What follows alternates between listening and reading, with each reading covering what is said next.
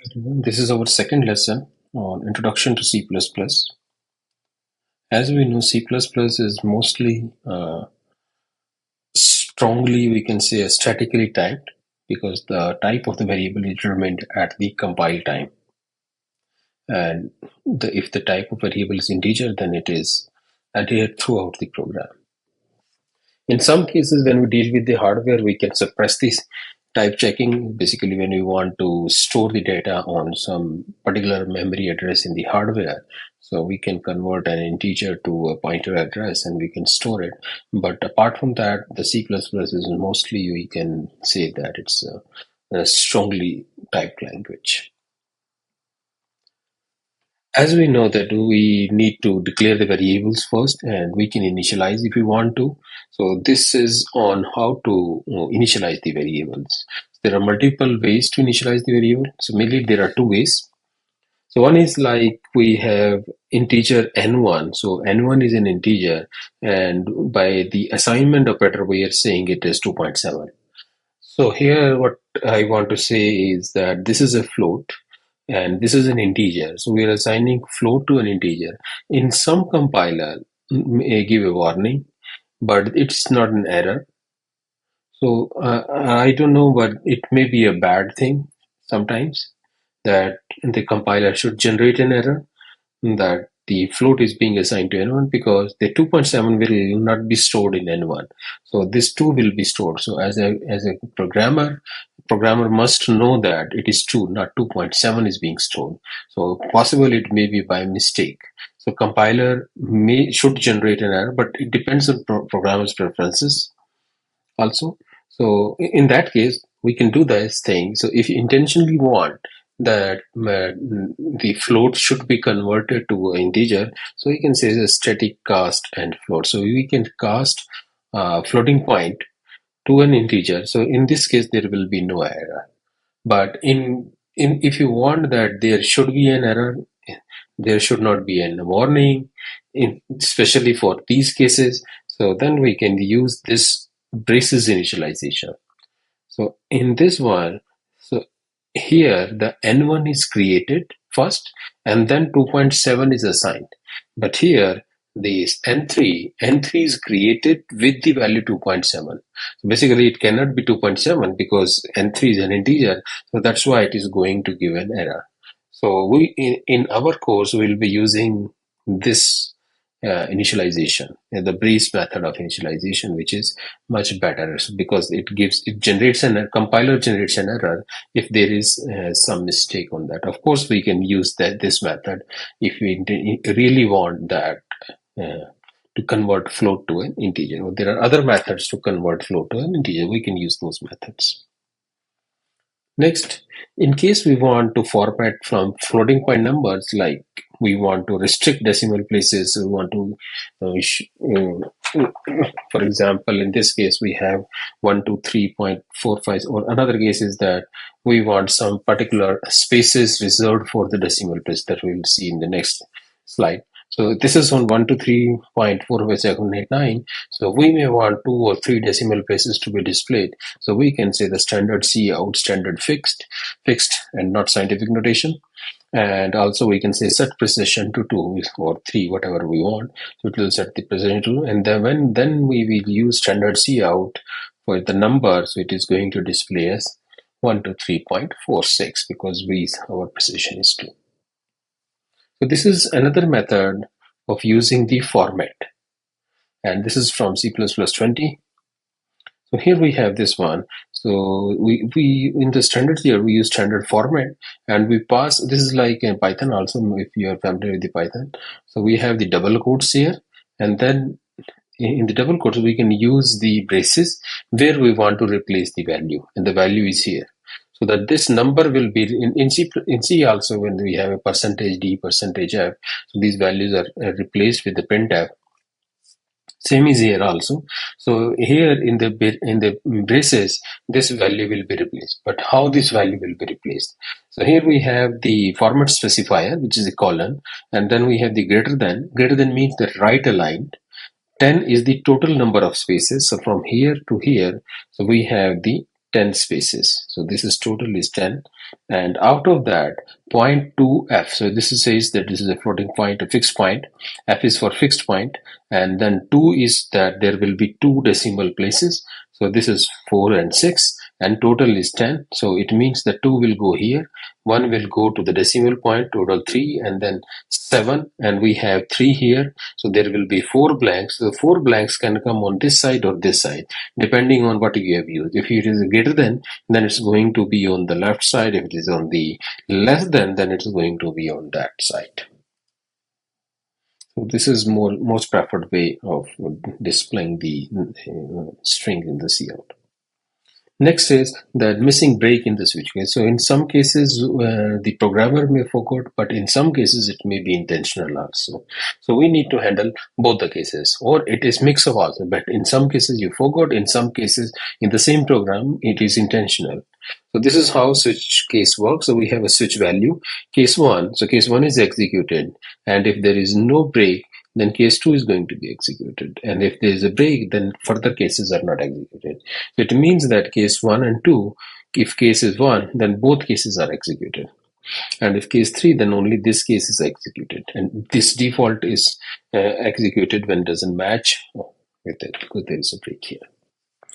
Okay, so now in this case also we can add the compiler flags here. So add compiler option to get warnings if break is. So for example, in this case, the break is missing. So we don't know whether it's the programmer intentional or not intentional. So other compiler will not give an error here that there is some logical error here. But if we want to generate some error or warning, so we can say that here we can add this flag here, W implicit fall through. And this is, if you're using the CMake, then you can say add compiler options, or in the compile command, you can say G++ -W implicit fall through and this one. So if you have added this flag, then this type of, if the compiler sees that after case 1 there is some statement and then case 2, but there is no break, compiler is going to generate a warning for you. But if we want that with using this one, the compiler should not generate because this is an intentional, then here we can put this fall through. So this is an instruction to the compiler that this case will be executed after this case if there is a fall through statement. So fall through is for intentional passes to other cases. And in some cases, for example, if you have used already if statement, in some cases, we may need to use initializer with the if statement. So why would we need initializer if the if statement? Whenever, for example, let's say that if statement is dependent on the value of 1, and what is the value of n? So if the value of n is 1, then this will be true and the access will be granted, and otherwise the access will not be granted. Now, this value of n is initialized from some resource. So this is a get resource function from where we get the value. So now if we can surely we can initialize this n from outside also, but this n is not required actually outside this if statement. So if that is the case, it is not logical to declare or to assign some value to n, because this n value will be available after the if statement also, which is not a good thing. So the whole point of creating n was to execute this if statement only, and or the code that is in the block. So if that is the case, it's always best to initialize the n or that variable within the if. So here we are saying if int n get resource. So the n will be initialized with the get resource. So we are getting from here, and get resource will return either 0 or 1. So that will be initialized here. And then it is going to check whether n is equals 1 or not. And here also we can use 1 equals n instead of n equals 1, which is the Yoda condition. So instead of this, we can write 1 equals n to make it more safer. So I mean, because we may make mistake here that an equals one assignment operator can be replaced. So in order to do that, we should make an habit of writing whenever we want equality, we should say one double equals n instead of n equals one. So this will be okay. So if n is 1 here, then the access will be granted. Otherwise, access will not be granted, and n cannot be accessed here. So you can't see what's the value of n here. This is going to give an error because n is visible only in this scope. Similarly, we can do with the switch also. So we can initialize here the value of n, and then we can do the match with the cases.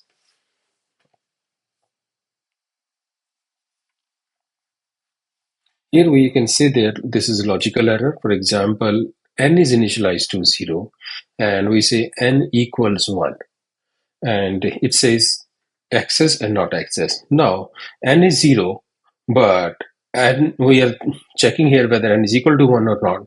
So it is saying that access. So still n is 0. It should give no access, but it's given access. The reason for this one is that we have used the assignment operator by mistake, not the equality operator. So if that is the case, then we should compiler should generate an error here. But the all the warnings or errors are okay, but warnings are sometimes dependent on the compiler. So compiler may not or maybe give a warning here, but it will still give an access, which is still not a good thing. So so what can we do here to spot these types of errors, which are the logical errors? So what we can do here is use the Eura condition. So instead of writing, make a habit of writing 1 equals n. So if you write now, in this case, if you forgot and write 1 equal n, the compiler is going to definitely generate an error, because you cannot uh, uh, assign any value to 1. 1 will remain 1. So this is definitely an error. So, but if you say 1 double equal n, this is perfectly okay. So it means that anything with the equality must be with near constant and then the variable 1 double equals 1. So if n is equal to 0, then it gives you no access. So as we have done earlier also static cast, so we can also use the guideline support library here. So I'm just an example, we can how to use the guideline support library, and we can use narrowcast. So its name is good, that it indicates static cast doesn't indicate whether you are narrowing or not. So it just says that casting, but this library has a function called a narrowcast, so we can use this one. So here we can say that narrowcast, this 5.5 is assigned with, this is the GSL library. So GSL namespace, we can say GSL, scope resolution operator, narrowcast, integer, and 5.5. So this 5.5 will be assigned to I value, which is the integer value. So, and its value will be 5. So works exactly the same, but it's more, you can say, is meaningful, and people can understand that you are narrowing here as well. Only thing that you need to do is you need to download this Microsoft GSL and keep it with some path, and then include like this one -I, and then give the path. This is the home directory, and I have kept it in under a soft directory in the home. Then I have the GSL, and then GSL just downloaded from this path.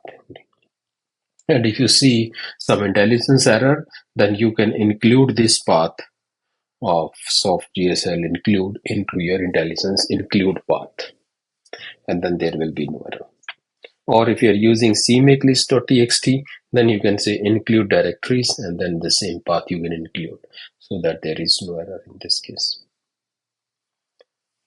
Next, digit separator. Sometimes the digits are very long and it's very difficult, not from the readability point of view.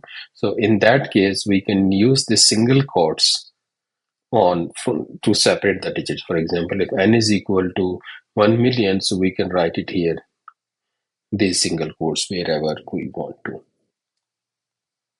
And this will work for the input, but if you want to display with the commas like this one, then we have to use the standard locale with the MBU.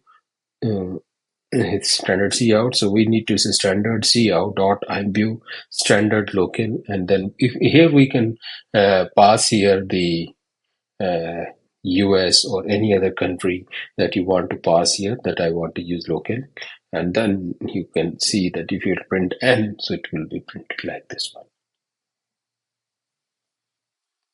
Next is enumerated, scope, and unscoped. Enumerated is the custom data type which has values limited to a specific range. So we can declare variable, and that variable can have some limited values. For example, here we have a status. Status is a variable and it can have won, lost, or keep rolling. And the values are initialized by default or from 0, 1, and initialized with 0. So this is 0, this will become 1, and automatically this will become 2. And now we can create another variable called game status. Game status is of type status and its value is keep rolling. So this game status, since it is of status, so it can take any of these values. It can be won, it can be lost, or it can be keep rolling. So any of these values can be taken. So like this one.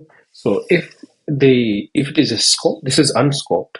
If it is a scoped, then the difference between this one is that we have the enumerated status. We can write enumerated class status. The moment we put the class, it means that it becomes a scoped. It's still saying that it can have three values starting with 0, 1, and 2, but the value the game status is now not just keep rolling. We are saying that status scope resolution operator and keep rolling. So that's the only difference. So if we want to make sure that keep rolling is from the status, then we should use the class, and that becomes the scoped enumerated data type.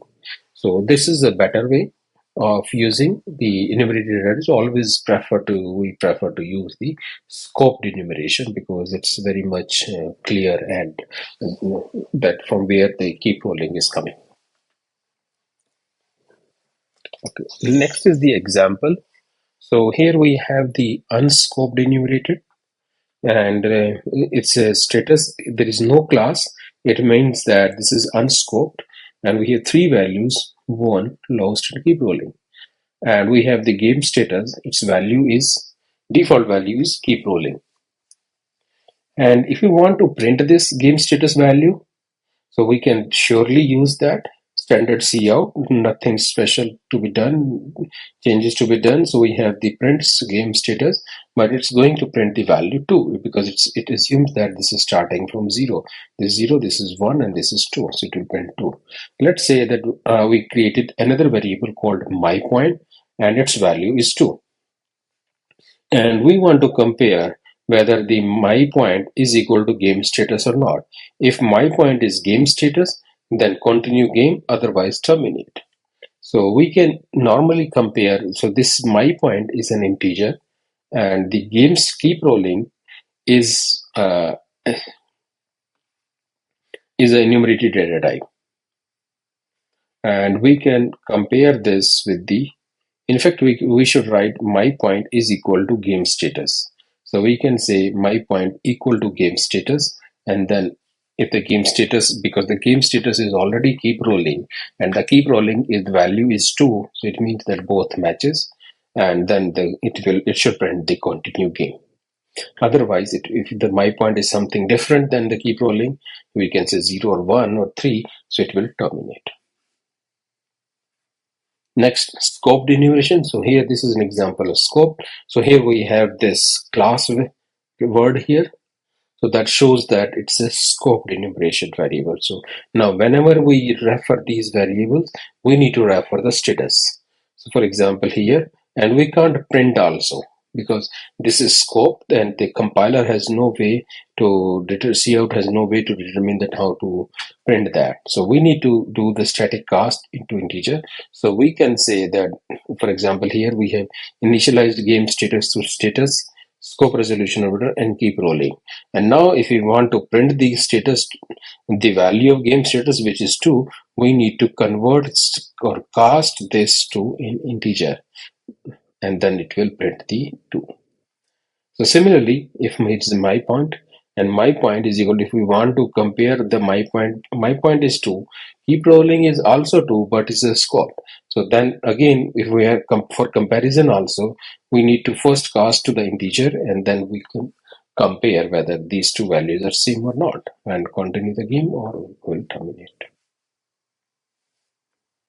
If you want to start the enumerated data type with 1, so we can do that also. We can say enum class month and January equals to 1.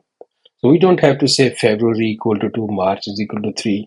So we can just say January equal to 1, and then by incrementing 1, it will continue. So we can say the month integer, for example, is 12. And if we want to compare that month integer is equal to December or not, we just can't simply say double equals, because this is a scope. For if it is a scope, then we have to cast this to an integer and then convert with the comparison. But if it is unscoped, then we can directly compare the enumerated data type values with the integers. We can also use using enum declaration. For example, we have enum month January 1 to 3, and we can say using month December. So in that case, we don't have to write here month December, so we can just write the December. But we still need to convert to cast to integer to compare. Other thing that this is the next topic, so where we are discussing how can we reduce the function call overhead. As we know that there are overheads when we write functions, so we can reduce that overheads with the inline functions. And even if you have not mentioned inline, compiler will do its own optimization and can inline function not explicitly declared as inline.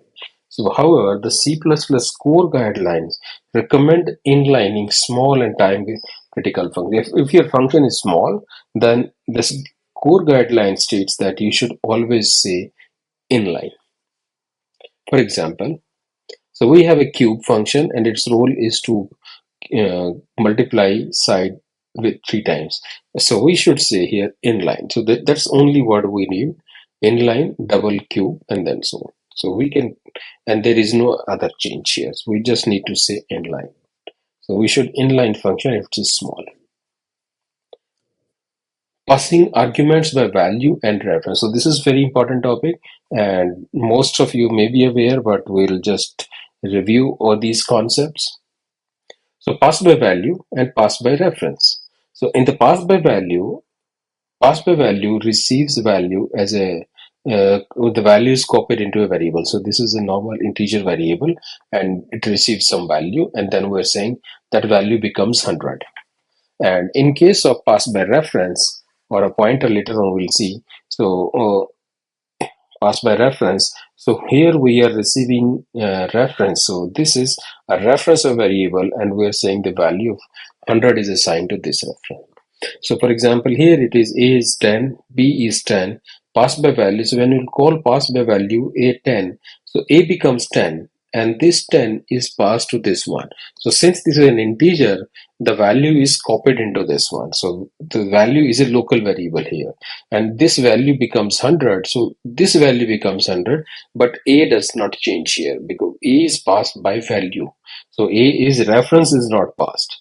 So since it is passed by value, whatever changes are made to in the function, so that changes are only to the local copy, not to this copy. So that's why if we print what's the value of A, this is going to say still 10 because it was 10. However, in the pass by reference, when we pass say this B into pass by reference, so this function is called. So now we are not we although here we pass the variable only, there is no difference here, but the way the function is written, so it receives its reference. So the function will receive its reference, and any changes made to the reference will be reflected in the value in the original variable as well. So we have a B here.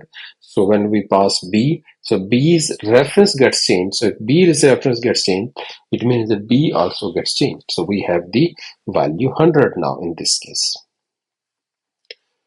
So references are known are used as an alias. So for example, we have count, its value is 1, and we created another reference cref, and initialize with the count. So this is a variable whose value is 1 and its reference is cref. So it means that you can say that cref is alias of the count. So any changes made to count will be cref will be updated. Any changes updated by using cref, a count will be updated. So we can see it here. Let's say that we incremented the cref, but we have not changed the count. But if we print that what's the value of the count after this one, we can see that this is 2 and cref is also 2. How there is one problem here, or maybe the concern that we always need to remember that the reference variable cannot be reassigned to alias another variable. So once you say that this reference variable is alias of this variable, then you can't change that.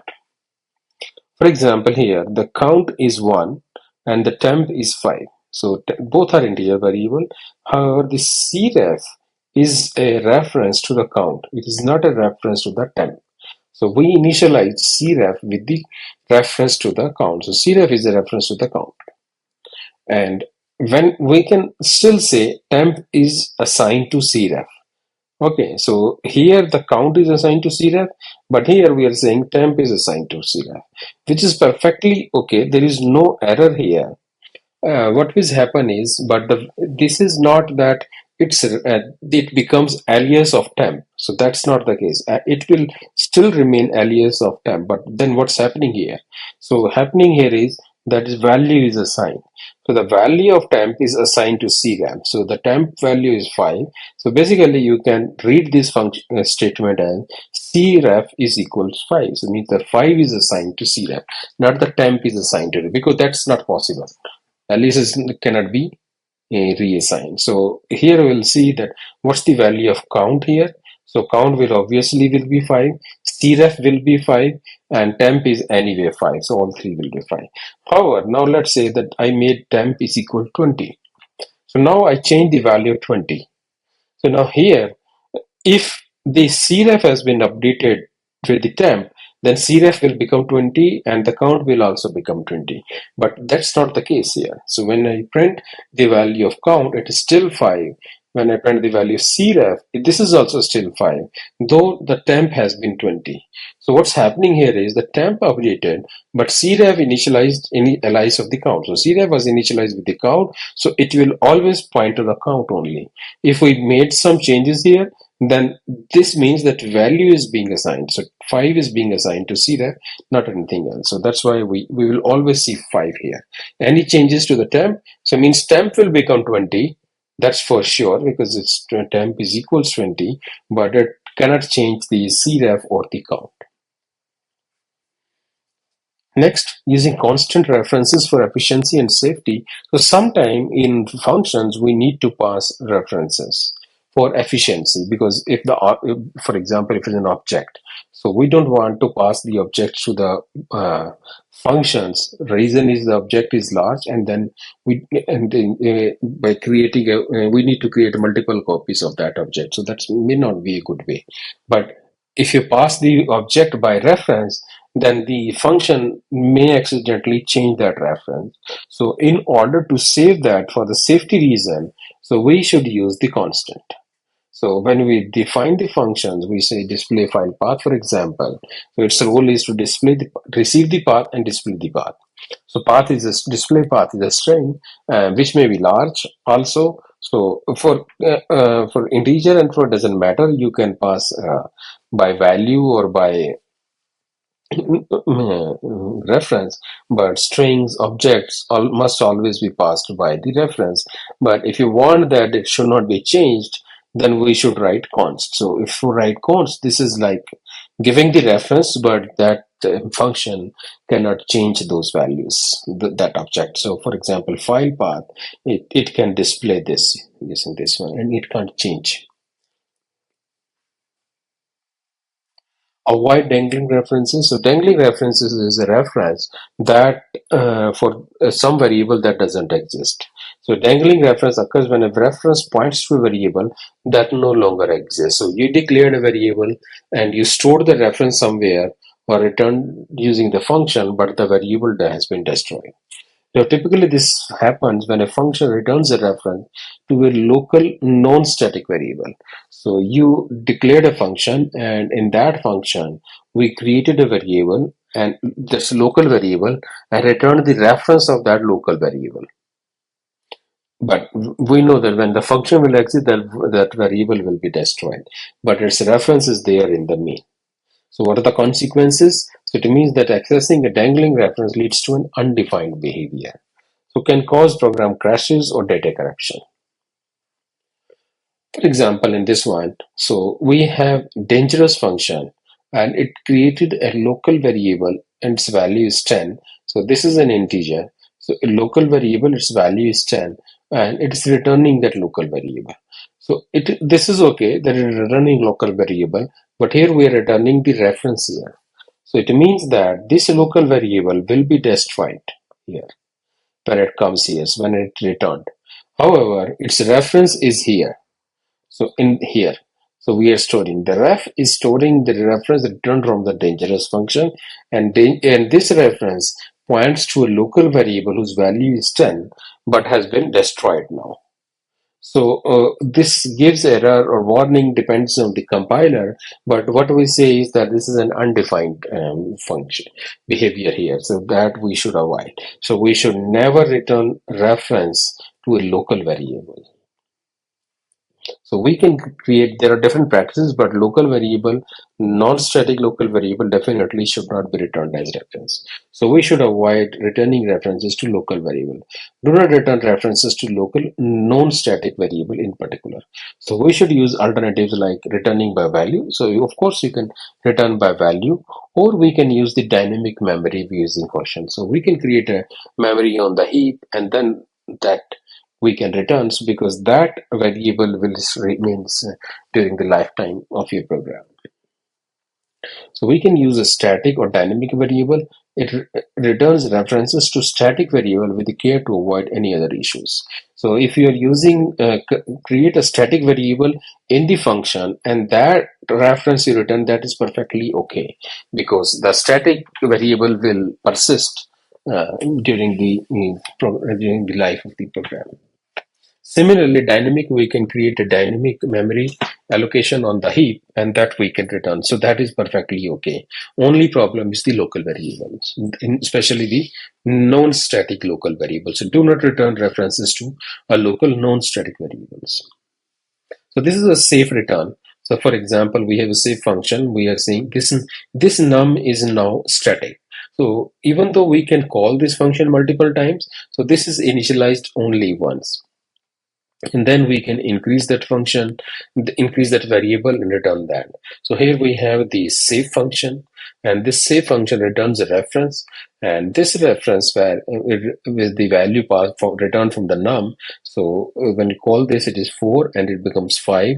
So this is 5. So if we print, this is 5. So let's say that now we are saying this reference is 9. So since this reference is 9 and this reference is not here and we are not passing here. So since this reference is 9, but this reference is an alias of this num. Okay, so it means that automatically num becomes 9 here. So when you call again this function, so this is not going to run again because this is a static. It is initialized only once. And then this is 9 and then this will be incremented and then this is returned. So this save function now has returned reference and now the reference will be 10. It is not 6 but it is 10. So in some cases, we may want the compiler should not generate warnings, in fact, but it should generate errors. So that is possible. For example, in these cases also, we want it's returning a reference. So it may give some warning, but we want errors there in such cases. Okay, so we're returning a local variable reference, non-static. So in this case, this is a dangling reference and we need to use this option WE error. So if we use W error, so it is going to generate the errors for us, which is good thing. In case our function uses some default arguments and we want to declare our function prototype before the function, then your default arguments are always part of the function declaration. For example, we want a function of box volume with some default values, and the default values are 111. So in this case, we are going to declare the function prototype as box volume, integer length equals 1, width equal 1, and height equals 1. So if we skip that here, it means that all the three are required. If we give the default value, it means that all three are optional. Wherever the value is there, that's an option. So in this case particularly, all the three are optional. So we can just say box volume without passing any of these parameters. So it is going to give us 1. So if we pass 10, so this 10 becomes value of the length. The width and height will still be 1 1 by default. So when you say 10 and 5, it means that length and 5 becomes 10 and 5 respectively, but height is going to remain 1. But if you pass the 3, so then all the three will be initialized. So it depends on us. That's the meaning of default argument. So if there are some default argument, then it must be the part of the function declaration. Next is vector. As we know, the vector are the sequence of elements, and we can declare vectors like standard vector, and we can pass the data types here that we want vector of integers, and that's v1 is a vector, and you can say 1 2 3, or alternatively there is no need of this integer, we can just say standard vector, and we can say v2 1.1 2.2 and 3.3. So this uses a class template argument detection. So here the vector's data type is determined based on the types of this. So this is a floating point. So vector will convert to a float or double here. And the other thing that we want to always remember is if we want to access the elements of a vector, so we never use this scare bracket because it may not generate any exceptions. So this is again undefined behavior. So always use dot add. So you say v1 dot add and pass the index here. So if the index is outside of this one, so this is going to generate an exception here. This may not generate an exception. Next is two-dimensional vector. So if we can define two-dimensional vector as standard vector, and then again standard vector integer, because two-dimensional vector is a vector of vectors, and we can initialize like this one. We can initialize with the assignment operator, or we may not initialize and initialize later, and then we can display the values. So this is a scare bracket parenthesis index operator, so we can use this scare index operator to index the values of the vector. However, it's better always to use the dot at operator. So we can say v1 dot at 1, which is the row index, and again dot at, which is the column index. And here, as we see that by using the scare brackets, doesn't give any. It depends on whether it is going to give out of bounds error or not. So if it is the first bound is correct, and the chances are the second bound you will not get any exception here. But if the both bounds are you can say the incorrect, so 10 is also out of bounds and 10 is also out of bounds, then there are high chances that you are going to get out of bounds error. The reason for this one is the first, this is out of bounds, and with that definitely this is going to be the out of bounds. So with the chances of getting double out of bounds is higher. But we should not always depend on these scare brackets. We should always use dot at dot at. We should use v1 dot at 10 dot at 10. So that is definitely going to give us an error here, exception here. So you want to say v1 dot at 0 dot at 10. Next, we will highly use this auto keyword. So auto keywords is mentioning the type of each variable explicitly is not necessary. So we should not always write integer a is equal to 10. There is no need for that. So we can just say auto a is equal to 10.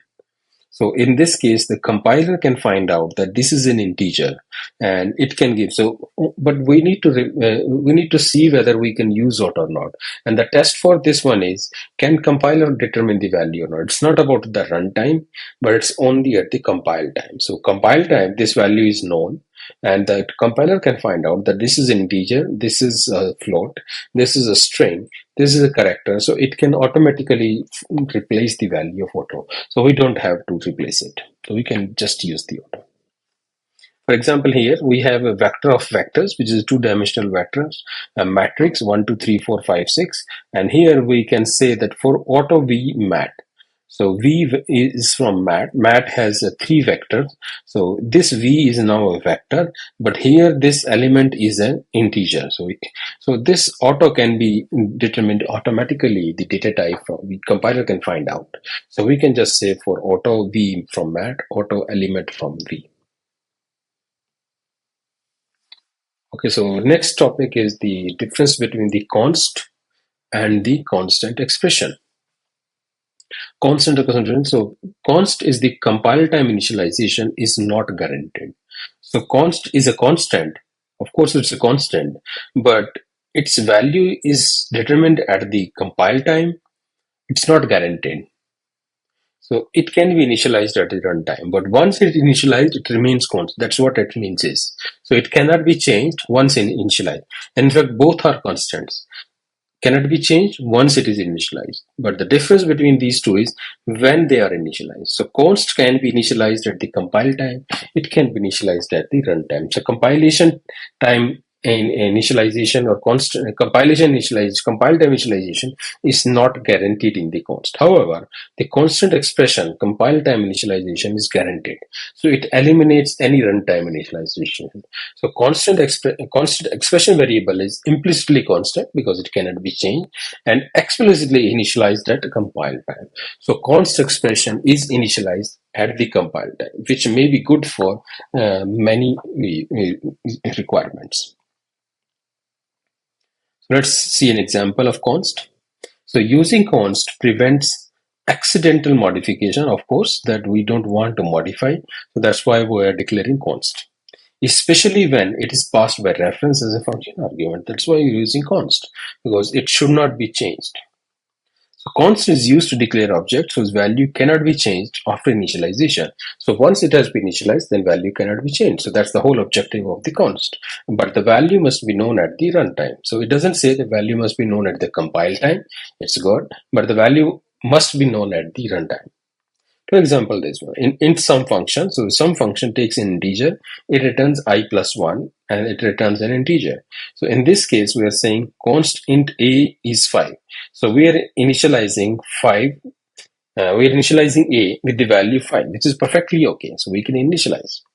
But we can also initialize a constant b with value from some function too.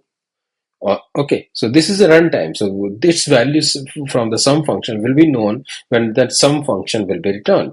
So in that case, b is going to be value 3, but this is not known. So if that's the case, you should use the const. If you want your constant to be initialized at the runtime, you should continue to use the const. Of course, if we use the a plus plus or b plus plus, we are going to get the compilation error because both are constants and you can't change once it has been initialized. In the constants expression is little bit different. So it declares variable and function whose value can be evaluated at the compile time. So it ensures, it guarantees that its value is known at the compile time. For example, the same function now. So we are returning it as a constant expression instead of const. So some other function takes an integer and it returns this one. So in this case, so a can be initialized with the 5 as a constant. B is a constant expression that also can be initialized with 5, which is perfectly okay. So it means that both A or B, whether it's a constant or constant expression, both can be initialized with the 5, as normally there is no difference. The difference is here. Let's say C is constant and we can initialize with this sum function, but D, which is constant expression, cannot be initialized with sum function. Why? Because this sum function is a runtime. So it gives the value, it's integer, it is known at the runtime, but D is constant expression. So D needs value at the compile time, but some function will give value at the runtime. So that's why there is no compatibility, and you can't have D initialized from the is some function. That's why this is an error.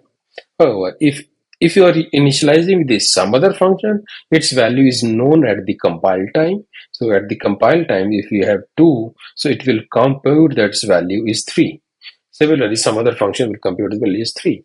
And it can be assigned to E also, it can be assigned to F also. In this case, E is a constant, but now it's known at the compile time.